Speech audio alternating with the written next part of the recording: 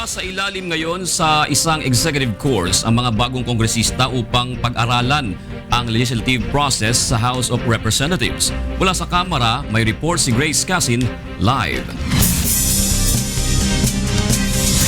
Grace, magandang tanghali. June 38 kongresista ang sumasailalim ngayon sa executive course dito sa mababang kapulungan ng Kongreso. Karamihan sa mga ito ay neophyte o mga first-time congressman. May ilan naman ang nagbabalik na kongresista. Dito'y tinuturo ng mga profesor mula sa University of the Philippines ang policy-making process, ang Philippine administrative system, ang parliamentary rules and procedures at ang budget process.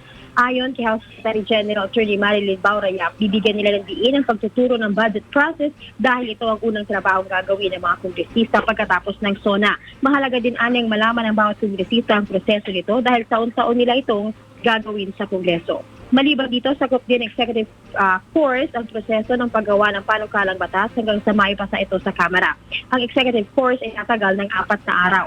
Sa mga susunod na araw, magkakaroon din sila ng mock session kung saan isasalang ang mga ito sa plenaryo upang malaman ang proseso ng sesyon bilang parte ng kanilang training. Ngayong 17th Congress, nasa 68 ang mga first-time congressman, 15 Congress nang simulan ng House of Representatives ang pagsasagawa ng executive course sa mga bagong kongresista. June? Maraming salamat, Grace Casin, nagulat mula sa Kamara.